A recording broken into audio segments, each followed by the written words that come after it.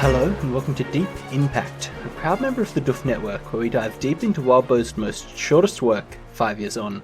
Coming up next is Elliot Diebold. And that was Ruben Morehouse. And we are back to talk about Judgment 16.2. So things are starting to go to hell, literally, in Jacob's Bell. And so...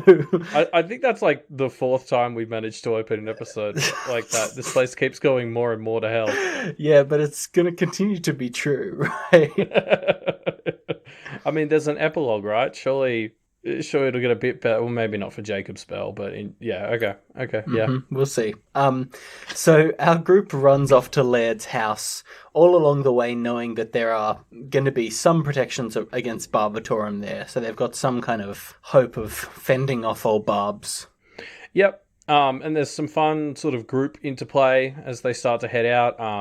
I particularly want to shout out Evan's attempts to go Phoenix and ask the Elder Sister stuff and condemn everyone for shutting him down. Like, it's a fun little universal bit where everyone's just like, no. Yeah, it feels like poor Evan's never going to go Phoenix. Yeah, either that or it's going to be fucking awesome when he does. You think it will happen? We're running out of time for it to happen if it's going to. Yeah, but we're at the point where people need to suddenly pull out, like, you know, all the stops type deal. I don't know. No. I agree. It's probably just gonna stay as a funny joke, but if it does happen, I imagine it's gonna be fucking cool. I guess we'll see. Also horrifying. It's gonna be one of those things where I'm like, God damn, this is cool, but the implications are awful. Yeah, I guess. We'll see. I think the thing we want to track here, we kind of touched on it last chapter. So Rose is basically our point of view character now, right? Just Rose.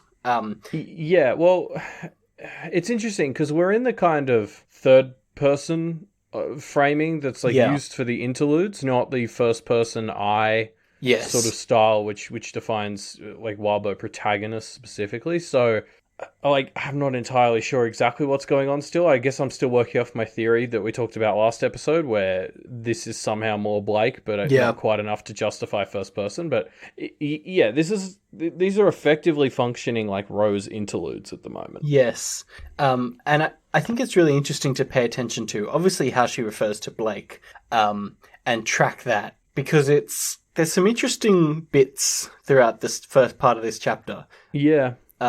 So first of all, there's this bit where Rose feels Blake. I'm going to read it out. It goes, Rose felt a chill, and it was mirrored, in a way, by a near simultaneous sensation from the spirit that dwelt within her. And this is the start of Rose seemingly referring to Blake as just that spirit inside me. Not even a name. Like, I don't know if this is intentional by Wildbow or just kind of a Rose-ism, but it does seem that Blake's identity is slipping away. Yeah, it's hard not to read into it a little bit like that, because there's been so many references that we've talked about to Blake being small, and he's still giving away so much. I think it's fair to start to, have Rose seeing him as a bit less. Like, we used to condemn the way that she treated him as less in, like, Arc 10, but yeah, I mean, he definitely is now. I mean, don't treat him like that, but I mean, you know, it's rude, but it's not wrong. Yes, it is correct that he is literally less of a person now. And it feels dodgy to say that, but it is true.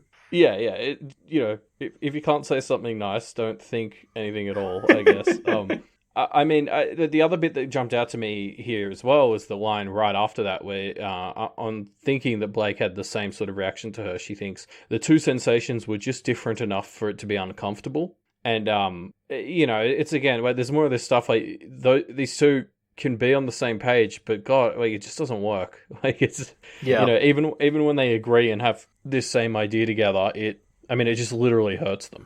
So, I'm so interested to see where this goes, because this is a long arc. I'm starting to not see how Blake can stay in here for the whole thing. Yeah, I mean, it does feel like he's just becoming more and more a part of Rose, right? A little librarian inside her head fetching bits. Yeah, but in an unsustainable way, which is, of course, very Blake. But, are we going to get him out, or are we just going to watch him disintegrate in the final arc? Yeah, we're going to just see less and less of him. Yeah, well, I mean, that's what it's starting to feel like, yeah. So there's this other bit that I really liked where Rose is thinking about Johannes and how he might be able to, make a claim for lordship with Barbatorum. I don't know why I'm calling him Johannes. It's Barbatorum, but anyway. Yeah. And Rose thinks it wouldn't be a long reign, Rose thought, but that might only mean more suffering in a shorter span of time. And this is so interesting because this is more or less the exact wording that Conquest had when thinking about Rose being the Lord, or the Lady, I guess, back in 15.7. And it's a nice little subtle thing that you probably wouldn't have caught unless you were kind of paying attention, but it's just like, so obviously, hey, here's Conquest being influencing to you. Yep. Yeah, absolutely. Like, it definitely jumped out to me. Although, as you said, we're reading these chapters multiple times. So like it maybe was more obvious to us because of the way we're doing this. But I read that and was immediately like, okay, that's definitely what Conquest just said a few chapters ago. Yeah. So yeah, and you're right. Like, it kind of complements what you were just saying. Like, there was this line where she kind of minimized Blake, and then immediately following that we have her just quoting Conquest. Yeah. It's not a good sign. I mean, last we saw of Blake, Conquest wasn't actively attacking him, but not long before that he was. Yeah. So who knows what's going on in there, right? Because something we haven't really seen. Like, Conquest was planning all these routes and stuff so actively when we were still in Blake's head. Yeah. Rose hasn't thought about it much at all. She occasionally has thoughts like, "Oh, I shouldn't let Conquest get too much ground." Yeah. But she doesn't seem to view it as active a problem as it seemed to be in Blake's point of view. Yeah, you're right, because Conquest was saying things like, "Oh, Rose knows what price she's paying," but now that we're in her head, she kind of doesn't. Yeah, it's like, she's too blind to the short term is kind of her problem. Like, I think that's she has these abstract thoughts of, I can't let Conquest get too much ground in sort of the big picture, but in the moment she just sort of is like, oh, I need to tap it now, and it's kind of a very different form of doing the same thing as Blake. Like, she's doing the same thing but for very different reasons. Yeah. Yeah. Like, it's not unlike what he used to do with the glamour and stuff. Yeah, exactly. Man, remember when that was the biggest problem in his life? Oh, Blake. To go back to that early Blake. Remember when Blake could just sit and have a party with his friends and be happy? I miss those days. Remember when Blake was human? Yeah, that was like 8 bodies ago, surely. I mean, if he does come out of Rose, I can't wait to see what his next body is. Vessel looks like. Yeah, because like, is it going to be somebody else? Is it going to be something else? Like, it's going to be fantastic, whatever it is. So I got my fingers crossed we do make it that far. We'll see.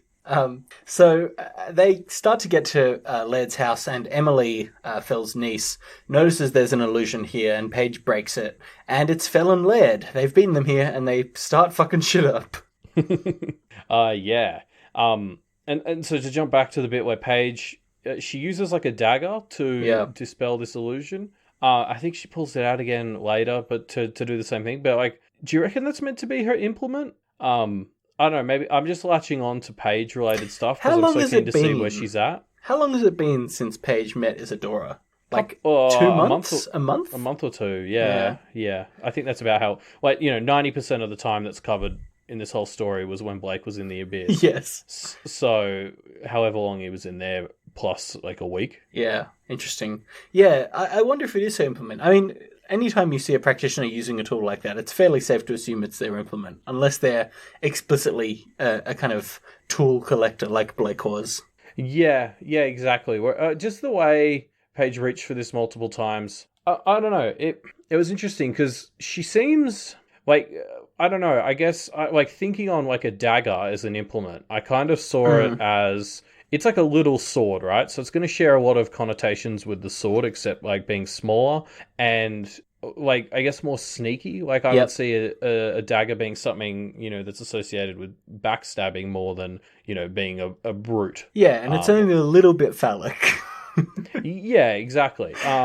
But like, that doesn't strike me as Paige at all. Paige kind of seems still very submissive to Isadora, I guess. Like she kind of seems like a deer in the headlights half the time. Like, she's just sort of jumping to Isadora. And I mean, there is a bit where she doesn't answer. It's because Isadora asked her a question. I thought that was a nice subtle thing that didn't leap out to me till the second Yeah. time I was going through this. I was like, oh, I see, because she asked a question. But like, I don't know. Like, I guess I don't feel like a dagger is a good implement fit for Paige. So I'm trying to figure out if it's just not, if I'm Yeah. misunderstanding Paige, or if I'm misunderstanding the dagger. Well, so the way I see it, Paige seems to be specializing in illusions and that kind of stuff. And that kind of tricksy stuff does fit a dagger's vibe to me, but it doesn't fit her personality. It fits her practice. Yeah. And so she's kind of seemingly throwing herself very headfirst into, declaring herself by her practice, which feels like the kind of thing that someone that throws themselves so deeply into their, studies slash work slash life in that way would do. Yeah, well, wasn't Isadora talking about taking her on as a temporary familiar or something? Yeah. So like, and Isadora would obviously be the main factor in a familiar. Like we've talked about familiars who sort of take over the practitioner in other cases. Like Yeah. maybe we've got to view the dagger more as an implement that covers Isadora. Yeah, interesting. Than Paige. Like it's more Isadora's implement. Paige is just the one who has to wield it. Yeah, I could see that. And I mean, Yeah. thinking on Isadora, I could see a dagger not suiting her. Yeah, I mean, it's basically just one of her claws, right? Yeah, exactly. Let's talk about these dead fell and Laird. What are we calling them? Zombies. Yeah, I was calling them murals in my Oh yeah, I like that. in Murals. my live read, which I was pretty proud of. Yeah, Yeah, that's good. So we find out that they have the ability to practice here because they, Mural Fell has done an illusion, and yeah, it made me think back to last chapter how we'd had that conversation about whether Fell was lying about being a trick or not, and it made me feel like, well, if they can practice, that means they're probably still bound by their oaths, which means the fact that they theoretically lied last chapter, it's even worse. It's even more of a dick move to their memories, which I think is pretty hilarious. yeah. Or I'd lean almost more in the sense of them being real enough to not count as a trick. I'm going with it wasn't a lie. It's because if Laird's real enough to claim his domain, I think it's fair to say this is more than a trick. Yeah, fair enough. I mean, I'm arguing semantics, but like that's what this It's story's all packed, about. so, yeah. Yeah, like I think it's so interesting. Like this whole facet of it, where it's kind of like these fakes are so genuine that they can, or that the spirits basically treat them as legit, feels kind of wrong. And like, I mean, Bordrig has hinted that as a fairy, if he glamours himself up enough, he can start to like do the practice or something. So Yeah. it's clearly not a uniquely demon thing, but like, Blake and Rose have both passed as human, and like awoken and been given the ability to practice. So there's this interesting trend I've noticed where a lot of these demon manifestations, like I want to use the word creations, but Yeah. like that it was like patently not the right word. But, like these demon spawned things, they're so wrong that they kind of just like trick the whole system, and they're kind of right again. Like, and somehow that makes it feel more off to me. Like the idea that Laird can practice here and reclaim his domain is just so wrong. Like the memoryism person shouldn't be that strong, but it kind of is. Like I don't know. I just think it's a really cool, weird paradox. Yeah. Yeah, it is. It's interesting. I don't know what to make of it, and I worry that since we see Fel and Laird die again this chapter, that we're not going to get to explore it more. But it is quite interesting to think about. Yeah, exactly. It's like with many of the things in this story, where I'm like, you could do a whole story on that one mechanic. Yeah, definitely. Yeah, so Laird is still Laird enough for magic. So basically he reveals that his domain recognizes him. The Behaim ring seems to recognize him. And he is him enough to start taking back some of these Behaim assets that he has a claim to. Yeah, and so obviously, like, part of the reason this is working is because Alistair lost the actual ring. Yep. And so Laird's fake one is kind of real enough. Yeah. It's the most real one that exists. Yeah. And like, we've just had the barber come back into the story, who is someone we thought was lost to the abyss, but is now with the lawyers. So the ring kind of lines up with this whole idea of, things that were lost to the abyss. That's kind of the lawyers now. Yeah. And it definitely reinforces how genuine these clones are. Yeah, definitely. Yeah, it's interesting. Thinking about these clones, I really like, we saw them last chapter, and the vibe you get is, oh, they're this kind of emotional attack. They're here as a distraction. They're just going to kind of fuck with you emotionally, and then they're always going to pull some other trick. Mm. But, we've escaped them, and they're back, and they've kind of revealed, no, we're not just an emotional attack. We're actually really competent practitioners, and we can kind of hold our own against this group of, 12.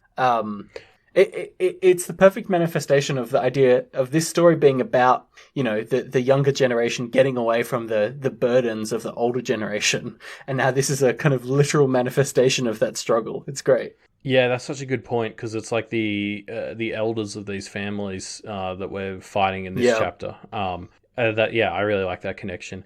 Obviously, yeah, I like it because, as you said, like last chapter they were the distraction, and this chapter they kind of still are, but they're like a very good distraction. Yeah. Like relative to the barber, I think they still count as just a distraction. Yeah. But they're very good ones, and because obviously, like I love how the group sort of starts to talk about how to tackle them, and it's like, well, you can't let the person who is actually connected to them fight them because they're the ones who are the most at risk. Yes. But also, those are the only ones who are equipped to fight them. I guess we talked about this last chapter, but just this whole idea of like, evil undead clones of characters is a very popular trope for this exact sort of reason. It's just for the emotions of the characters, it's such a fun thing to play with. Yeah. Yeah. Yeah, it works pretty well, doesn't it? Yeah, well, because now it's not that you can just ignore them. Now they actually have to kill them. Yes. But last chapter was sort of like, oh, they're the distraction and we just need to get away. Now it's like, okay, Laird's actually like in his domain, kind of threatening his family. We need to kill him. Yeah. Laird is kind of claiming his domain and making threats against his family, and Alistair and Ainsley obviously can't have that. So they kind of make a break for the front and back entrances of the house to try and get inside, and a fight breaks out. And Fell and Laird are holding their own against this group by themselves. I mean, they have an imp, but basically by themselves. Yeah. I feel like there's a bunch of stuff I want to talk about here. I guess I'll just summarize it with Ty's not doing good. Yeah.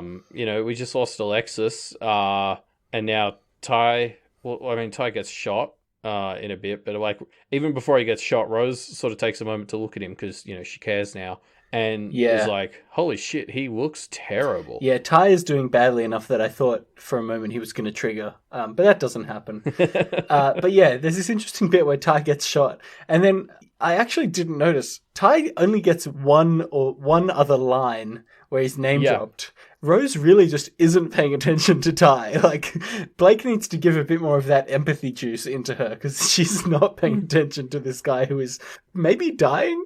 I mean, yeah, I think we could go back to Arc 7 and find a few examples where Blake lost track of his friends at times. I mean, yeah, true. Remember when he dragged them into the negotiation for the conquest contest as bait? Yeah, good times. And then kind of almost forgot they were there a couple of times. I think Blake gave her everything he's got, and this is just still a blind That's just part of it. Yeah. I mean, because you're right. He gets shot and he falls over, and then later he's the one who figures out that she wants to go to the church. So like between bullet wounds, he's still figuring stuff out quicker than others. Yeah. But it's not very clear how he runs alongside them. I guess somebody's carrying him. Yeah, we'll see. I want to touch on Rose and how she handles herself in this fight because she doesn't freeze up or anything. She just goes into her little mind palace and kind of gets lost in the strategy instead of the tactics.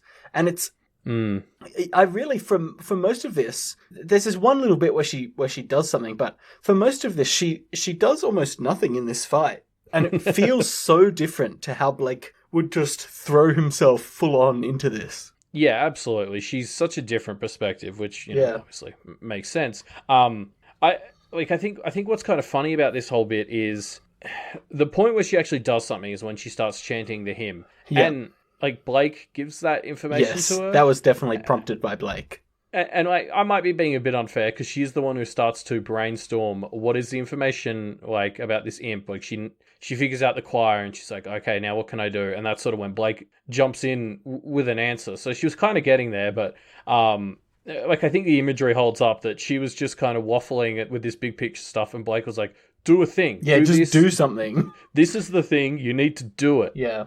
Yeah. She really doesn't have that attitude that I think every other Wildbow protagonist has, where they just will keep trying shit until something works. Yeah. I mean, she mentions how keen Blake is to help Yeah. in this situation. Like, I think her sort of phrasing is when she's like, six choir, so I just need something that can fight them. And she's like, Blake was like, so ready and happy to have something to give to me. So, like, you're right. It's just this really different ethos of her being like, how can we sort of solve this problem and analytically thinking, and Blake's just like, oh, yeah, we get to do a thing. We're doing this. Let's do it. Yeah, definitely. I you can, obviously we don't hear from Blake, but you can kind of feel his frustration here, right? Yeah, you can imagine, like, because he's not bumping around as much as he was last chapter, Yeah. as Rose sort of commented on how it was really unpleasant. So, like, I feel like inside Rose's head, Blake is just being as patient as possible, which, for him is like, he's got a very low threshold before he's being patient. Like, I'd be so fascinated to see all this from Blake's perspective. Yeah. Which, like, I know I'm asking for too much because I spent this whole book saying I wanted to see the story from Rose's perspective, and now we're finally seeing it from Rose's perspective, and I'm like, oh no, I want Blake's too. Yeah, I want Blake back. Can't we just have left eye Rose, right eye Blake, and let's just do that? The grass is always greener. Yeah. So we get this part where the fight continues until eventually Fel pulls a gun to Rose's head, and all she can really do to keep him from shooting her is, tap Conquest energy and kind of glare conquestily at him. But of course, if she looks away or tries to escape, that'll break the spell and she'll get shot. So she's in this kind of Mexican standoff until suddenly Green Eyes just appears and starts eating Fel. Yeah, so, I mean, it's interesting here because the implication seems to be that it wasn't the conquesty stare that held Fel back as much as it became a connection that Fel could feed off of. Yes. Like, Rose turned herself by like leeching from Conquest into one of like Merle Fel's targets. Yes. And she mentions that connection was starting to get eaten and kind of perverted by Mer's stuff, and that hasn't really gone anywhere yet. So I'm interested to see if that means anything. Like, what kind of thing are you thinking? Like the connection between her and Conquest? Yeah, I mean, I was more thinking, does this mean Mer's got something more on Conquest? Like, we've talked a lot about how Rose thought when Blake gave her something that was tainted by the Abyss, does that mean the Abyss has hooks in her now? Yeah. Like, does this give Mer a little bit of access to Conquest? Or, does it just fuck up her thing with Conquest? I don't know. I'm interested to see where this exact thread goes, because it feels like something that just happened and hasn't really been addressed yet. But it's going to have to be important, because she relies on Conquest's energy a fair amount. Yeah, fair enough. So I just want to do a bit of Green Eyes appreciation, because this is a classic Green Eyes kill. Just appears out of nowhere, eats this guy, and kind of slinks back off under the snow, I guess. Yeah. It's very Arc 13. Yeah. And it's very direct. One of the things that Blake has always had going for him is his kind of crude bluntness that kind of just blusters his way through trickery. And that's exactly what happens here. Like, Fella's an illusionist, so the way you do that is just fucking gun it, get bluster through his illusions and bite him. Yeah, I really like that. That's a good point. Like, it's the same as, how you be blunt to annoy fairies. It's the same sort of type of idea. Yeah. I also really just like this moment because I think with the Evan talk, like, we didn't mention it, but there was some more Evan talk just before where Rose and Evan kind of have an argument about whether he should go do something and whether Blake would think that's the right thing to do. Yeah. And like, the Evan thing sort of, I think, got gears turning in the back of my head that were like, where's Green Eyes? But it didn't quite become a conscious thought. And then Green Eyes just suddenly appears and you're suddenly like, yeah, where was Green Eyes? It's a great little thing, and she just slinks back off. I think she's mentioned in the church at the end, but it's funny how now we're out of Blake's perspective. She's getting left behind even more than when we were in Blake's perspective. I feel like she likes it like that. She likes being not noticed by Rose, because then if she needs to make a move, she can. Yeah. Oh, it's absolutely something she's doing on purpose, because it's something that gets brought up is just the the very human loathing energy she gives off towards Rose. Yeah. Like Grey Nose is sticking around to make sure Rose lets Blake back out. That's going to be fun as we get there and we start to see how little Blake is left. Yeah, definitely. So they've got some small victory over Fell. Seems like they're going to do well, but suddenly the lawyers catch up. So they realize they're not going to have enough time to get past Laird. So they ditch the house, pull a Blake, start burning it. Better to lose this resource than to give it to the lawyers. Not for the first time in this story. It feels like Yep. This took me back a little bit to like our time in Toronto, like when the Conquest contest was going on. Yeah. And it was sort of like, Blake and co were just sort of going from secret base to secret base, just trying to avoid getting taken out by a more powerful enemy. It feels like we're sort of back there again. This is sort of, the lawyers are an even worse, scarier version of Conquest's original Armada. Yeah. It really just feels like, and this is a continuation of the theme of this arc, I guess, resources being lost one after the other, right? Yeah. We lose, I guess, Laird's wife. We presumably lose some Behames because Laird has done some Alistair contesting, or not necessarily Behames, but some Behame power. The Eye is left behind in the house, so we don't know what's going on there.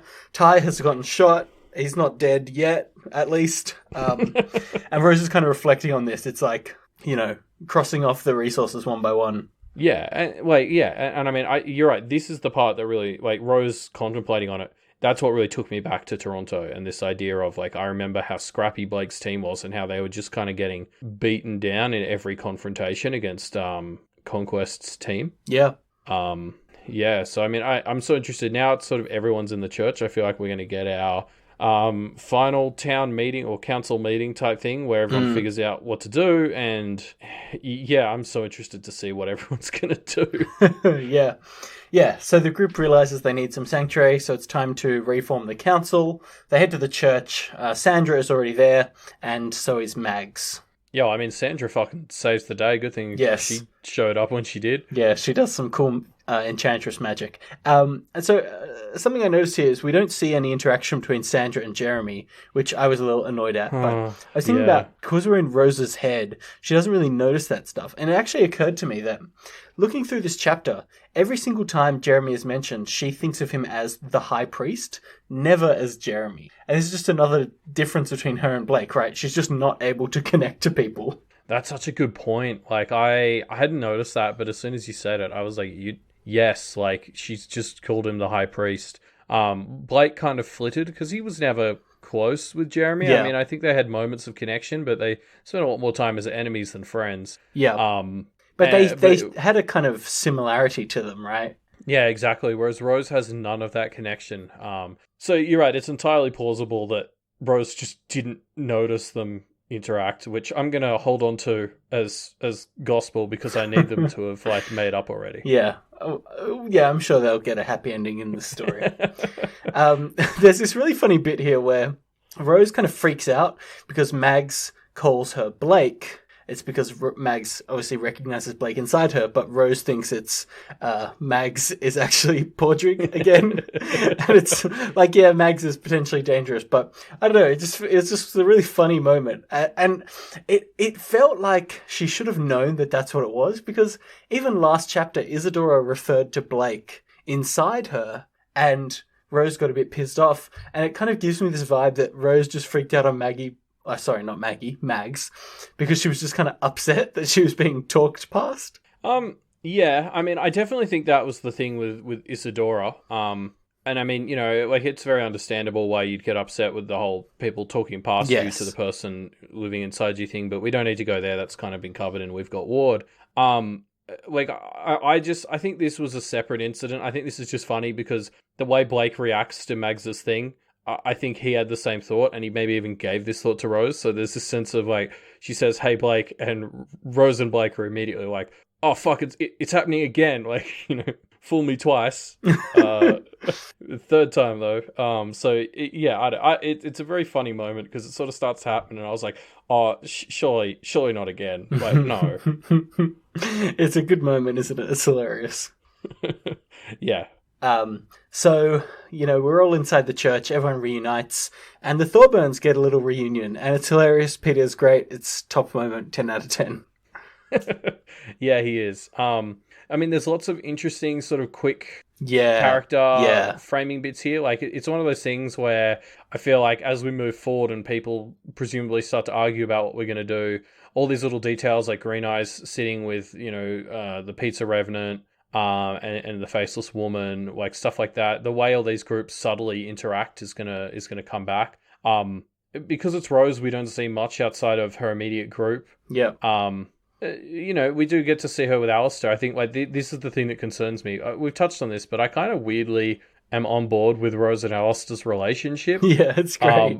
And the fact that she feels awkward sitting next to him, as I was like eagle-eyedly going through all the ways people were mentioned as connecting Yeah. or not connecting, and then it's just like this. It seemed like this big red flag, as like I want them to go well, but now I'm worried they won't. Like, I don't think I can handle it if these two start to take opposite sides on whatever the fuck their plan could possibly be here.